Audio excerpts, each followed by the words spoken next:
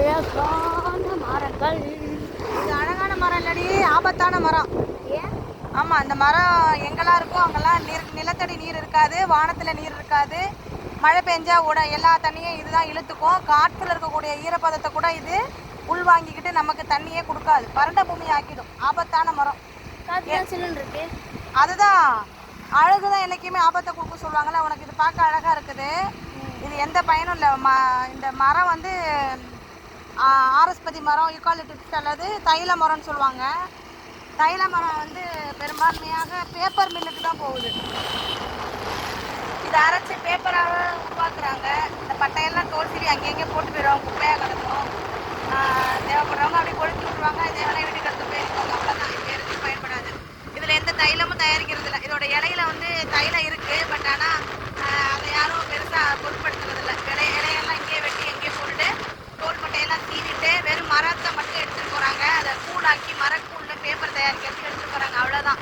கிட்டத்தட்ட 100-150 ஏக்கருக்கு மேலே நம்ம ஊரில் விவசாயம் பண்ணியிருக்கிறாங்க. இந்த தைல மரத்தை வச்சுருக்காங்க.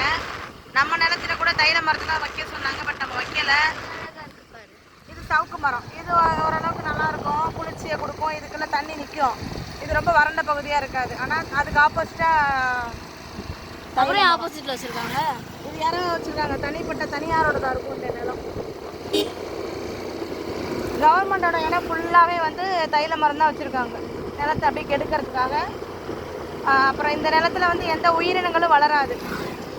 நீ சொன்னீங்களே உள்ளே போனால் இல்லை, எறும்பலாக இருக்கும். உள்ளே போனால் பாம்பு பள்ளி ஏதாவது பண்ணுமோன்னு சொன்னீங்கல்ல, இதில் பாம்பு கூட இருக்காது. ஏன்னா ரொம்ப ஹீட்டாக இருக்கும். இதில் ஒரு பறவை கூட உட்காந்து இலைப்பாராது, அவ்வளோ ஹீட்டான மரம்.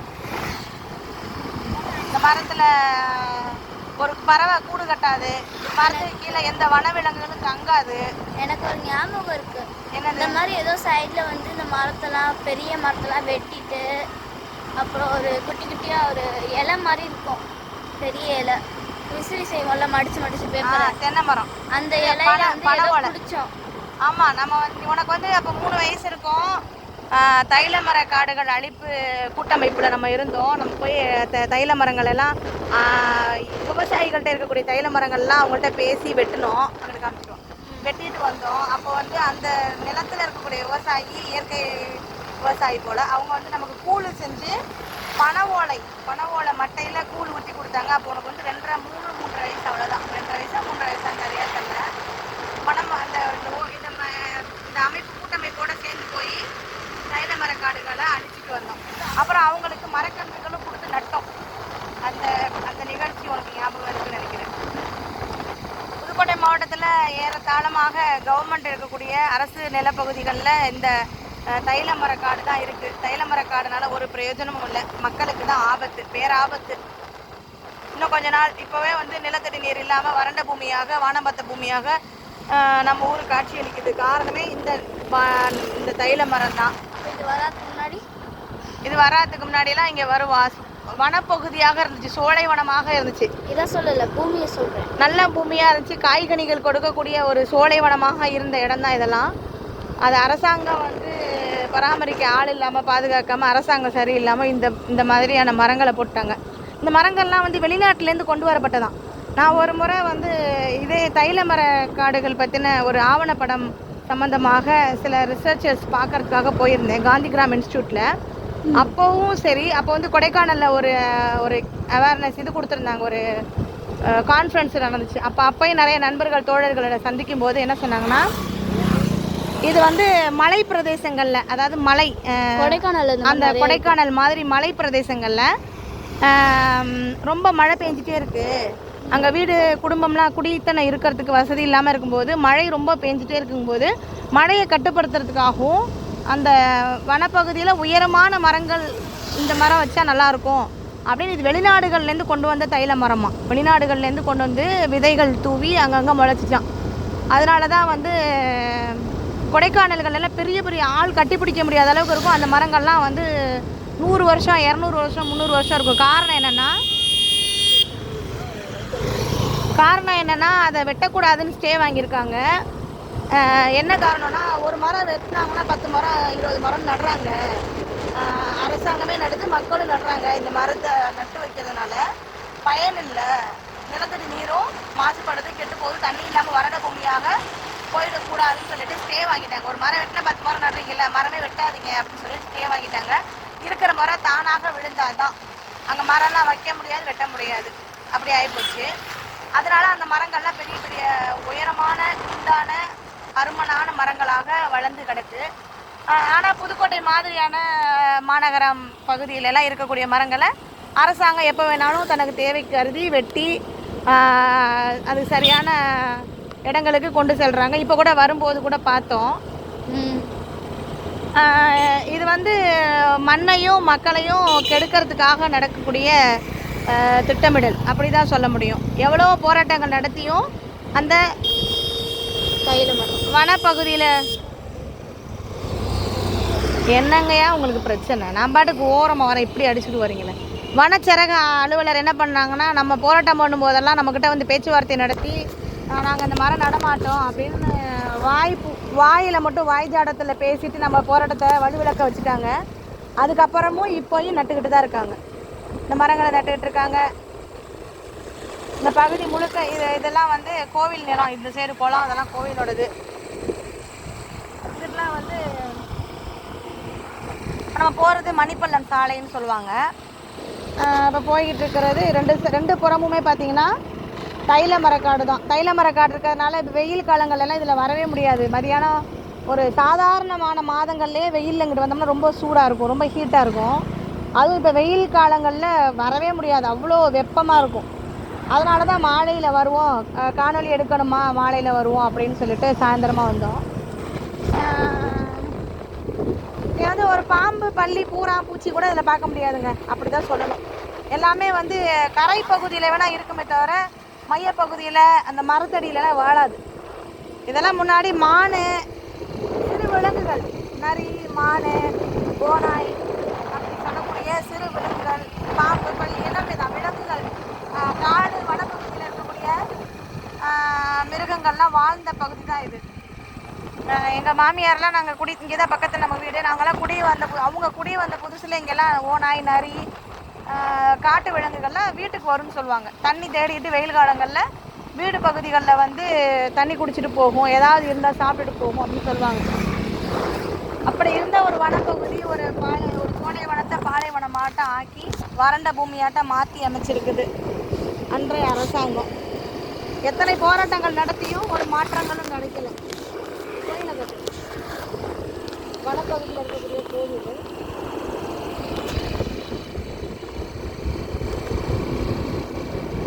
பாருங்க, இது வந்து கிட்டத்தட்ட ஒரு 100-150 ஏக்கருக்கு மேலேயே இருக்கும். இந்த அரசாங்கத்தை மட்டும் நம்மளால எந்த அரசாங்கம் வந்தாலும் இது மாற்றம் வர மாட்டேங்குது. யார் வந்தாலும் இப்போ இருக்கிற அரசாங்கத்தில் சொன்னால் இது ஏற்கனவே நட்டுட்டாங்க, ஏற்கனவே பராமரிச்சுட்டு இருக்காங்கன்னு சொல்லுவாங்க. ஏற்கனவே இருந்த அரசாங்கம் என்ன சொன்னாங்க, நாங்கள் வெட்டிட்டு வைக்க மாட்டோம்னு சொன்னாங்க. யாருமே கேட்கறதுக்கு இல்லை, ஆனாலும் அதோட தான் நம்மளும் வாழ்கிறோம். இந்த மண்ணுக்கான உரிமையும் மக்களுக்கான தேவையும் என்னங்கிறது தெரியாத ஒரு சூழலில் நம்மளை சார்ந்து இருக்கிறவங்க போது கொஞ்சம் கஷ்டமாக. இந்த இடத்துல கண்டிப்பாக ஒரு பழம் காய்கறிகள் காய்க்கக்கூடிய ஒரு மரம் இருந்துச்சுன்னா கண்டிப்பாக இந்த இடம் எப்படி இருக்கும். இந்த இடத்துல இருக்கக்கூடிய குரங்கு பார்த்தீங்கன்னா கரை பகுதியில் தான் குரங்கு இருக்குது, இந்த எல்லையில் தான் தெரியுது. காரணம், இந்த எல்லையில் போகிறவங்க வர்றவங்க ஏதாவது சாப்பாடு கொடுப்பாங்க. வீட்டில் காய்கறிகள், இப்போ காய்கறி வியாபாரி பழங்கள் வியாபாரி இருக்கிறாங்கன்னா அவங்க பழங்கள் கெட்டு போனுச்சுன்னா இருக்காது. பழங்கள் கெட்டு போச்சுன்னா அந்த கெட்டு போன கூடையோடு தக்காளினா ஏதோ காய்கறி பழங்களை கொண்டு வந்து வச்சிடுறாங்க. அதை சாப்பிட்றதுக்காக அதை சாப்பிட்டு உண்டு உயிர் வாழக்கூடிய விலங்குகள் மட்டும்தான் இங்கே இருக்குது. அதுவும் அந்த மாதிரி போகிற பகுதியில் இருந்துட்டு இரவு நேரங்களில் எங்கிட்டாவது கொல்லைப்புறங்களுக்கு போய் தங்கிடும். இங்கெல்லாம் இருக்காது, இங்கே இருக்க வாய்ப்பும் இல்லை. அப்புறம் இந்த மாதிரி அவலங்கள் நிறையா இருக்குது, ஒவ்வொரு ஊர்லேயும் இருக்குது. இது புதுக்கோட்டையில் மரம் வெட்டி ஏற்றிட்டு இருந்தாங்க லாரி வச்சு. இப்போ இதையே வெட்டிட்டாங்கல்ல, திரும்பவும் இந்த இடத்துல நடாமல் விடுவாங்களா? விட மாட்டாங்க. இது மக்களுக்கான பிரச்சனை, மக்களுக்கு தேவை இருக்குது, மக்கள் பிரச்சனை பண்ணுறாங்க, நடக்கூடாதுன்னு நினச்சாங்கன்னா, மக்களுக்கு பேராபத்து கொடுக்கக்கூடாதுன்னு நினச்சாங்கன்னா நடாமல் இருப்பாங்க. ஆனால் இந்த மழைக்காலம் வரும்போது திரும்ப அவங்க நட்டுருவாங்க. இல்லைன்னா அந்த வேர் பகுதியில துளி விட்டுரும். அந்த மாதிரி வேரோட தோண்டி எடுக்காமல் கூட போயிருப்பாங்க. அந்த வேர்லேருந்து துளிர் விட்டு அடுத்த காடு உருவாகிடும். அப்படிதான் வனச்சரகங்கள் இருக்கு.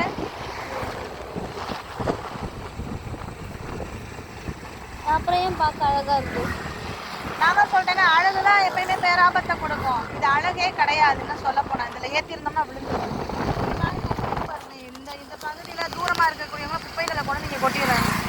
யாருன்னே தெரியாது, தட்டி கேட்கவும் மாட்டாங்க. இதுதான் வந்து போஸ் நகரோட எல்லையில் இருக்கக்கூடிய அந்த சைடு டவுன்ல இருக்கக்கூடிய எல்லாருமே வந்து குப்பைகளை தேவையற்ற ஒரு வீட்டில் தேவையற்றது எதுவாக இருந்தால் கூட, நாய் செத்தா கூட கொண்டு நீங்கள் வச்சுருவாங்க. அப்படி ஒரு குப்பை மேடாக காட்சி அளிக்குது நகர்ப்புறம். இத்தனைக்கும் சொல்ல போனால் இதுலேருந்து போஸ் நகர் ஆரம்பிக்குது. இது வந்து ஒரு நகர்ப்புறம், மக்கள் வாழ்விடம், மக்கள் வாழ தகுதியான இடம்னு சொல்லி மக்கள் வாழ்ந்துகிட்டு இருக்காங்க. ஆனால் அதுலேயும் பார்த்தீங்கன்னா குப்பை மேடு, தேவையற்ற இதெல்லாம் கொண்டு வந்து போடுறாங்க. இதை வந்து ஒரு அவேர்னஸ் கிடையாது. இது நமக்கு தான் கெடுதல். நம்ம பார்த்துக்கிட்டு இருக்கிறோமே, கொண்டுட்டு போகிறவங்கள ஏன் இங்கே கொண்டு போகிறேன்னு கேட்க மாட்டுறாங்க. இல்லை இரவு நேரங்களில் தெரியாமல் வந்து கொட்டிட்டு போவாங்க. அதில் ஒரு சில நேரத்தில் அந்த இடத்த கடந்து போக முடியாது. என்னென்னா கோழியோட வேஸ்ட்டு, கோழி பண்ணையிலேருந்து வேஸ்ட்டு வரும் இல்லையா, இந்த கோழி வேஸ்ட்டு, தேவையற்ற துர்நாற்றம் வீசக்கூடிய ஏதாவது வேஸ்ட்டு குப்பைகளை கொண்டு வந்து அங்கே கொட்டி வச்சுருவாங்க. நாட்டமாக நாரும் அங்கே போகவே முடியாது. ஆமாம், இதுதான் வந்து போஸ் நகர் முக்கம்னு சொல்லுவாங்க. போஸ் எல்லாம் இருக்குங்க பாருங்க. ஆமாம், இதுதான் போஸ் நகர். இதுதான் வந்து சுடுகாடு. என்ன சொல்லுவாங்க, மயானம், மின் மயானம். அங்கே காட்டுனா எதை காமிச்சிட்டு வரும்? காட்டுனா நான் தூக்கி அந்த கை என்ன பண்ணுது? அது மாற்றி இதுதான் ஹவுசிங் யூனிட் குவார்டர்ஸு. பாருங்க, இந்த குவார்டர்ஸ் பார்த்தீங்கன்னா இது வந்து 5 ஆண்டுகளுக்கு முன்பு கட்டப்பட்டது. 4 ஆண்டுகள் இருக்கும். மக்கள்கிட்ட கொடுத்துருக்காங்க. ஓரளவுக்கு கொடுக்காமலும் இருக்காங்க. மக்கள் சில இடங்களுக்கு குடி வந்திருக்காங்க, குடி வரல. எவ்வளோ பெரிய இது பேர் மாரியம்மன். இந்த ஏரியா ஃபுல்லாக இப்போ இன்னைக்கு நாளைக்கு அடுத்த வாரம் அதுக்கு அடுத்த வாரம் 4 வாரங்களும் கோயில் திருவிழா. அதனால அம்மன் சிலை தான் எங்கே பார்த்தாலும். 6ஆம் தேதியிலேருந்தே திருவிழாவால் வருது. ஆமாம், சித்திரை அந்த வெயில் காலம் வந்துருச்சுனாவே மாரியம்மனுக்கு திருவிழா வந்துடும். அந்த திருவிழாவுக்காக. ஆமாம், இது வந்து கணேஷ் நகர் போலீஸ் ஸ்டேஷன். அது வந்து அந்த வெயிலுக்கு கூழ் ஊற்றுவாங்க. அதை காட்டுறேன். கணேஷ் நகர் போலீஸ் எதை காட்டுறேன்? அதுதான் போலீஸ் ஸ்டேஷன். ஒப்பந்த அண்ணா அதுதான் போலீஸ் ஸ்டேஷன். மதில் சுவரை காட்டுறேன். போலீஸ் ஸ்டேஷன் எங்கே இருக்குது? அந்த இடத்துக்கு எதை காட்டுறேன்? ரோடை தானே காட்டுறேன். காட்டுறது இது அதானே போலீஸ் ஸ்டேஷனு. ரெட் கலரில் இருக்க தானே போலீஸ் ஸ்டேஷன். நமக்கு நீ அதை காட்டலை. நான் வேணா வீடியோ எடுத்து காட்டவா? இப்போ பாரு, இப்போ காட்டு. ஆமாம், இது போஸ் நகர் பள்ளிக்கூடம், நடுநிலைப்பள்ளி, மாநகராட்சி நடுநிலை. நம்ம வந்து இன்றைக்கி வந்து நம்ம நிலத்துக்கு போக முடியலை. ஏன்னா இங்கேயே நேரம் ஆகிடுச்சு. அதனாலையும் கூட அங்கே தண்ணி கரண்ட் இல்லைன்னு சொல்லிட்டாங்க. எதுக்கு தேவையில்லாமல் போயிட்டு அப்படின்னு இங்கேயே ஜாலியாக விளையாண்டுட்டு வந்தாச்சு. முடிஞ்சால் நாளைக்கு அல்லது ஞாயிற்றுக்கிழமை, நாளைக்கு பாப்பாவுக்கு ஸ்கூல் இருந்துச்சுன்னா போக முடியாது. ஞாயிற்றுக்கிழமை வேணால் நம்ம நிலத்துக்கு போவோம். நம்ம நிலத்தில் கதவெல்லாம் கொஞ்சம் கயண்டு கடந்துச்சு. அது எப்படி இருக்குங்கிறத போய் பார்ப்போம். ஓகே, எல்லாருக்கும் நன்றி சொல்லிடு. எல்லாருக்கும் நன்றி. பாய். Good night. வீடியோ பிடிச்சிச்சுன்னா லைக் பண்ணுங்கள், ஷேர் பண்ணுங்கள், கமெண்ட் பண்ணுங்கள், மறக்காமல் சப்ஸ்கிரைப் பண்ணிடுங்க. பாய்.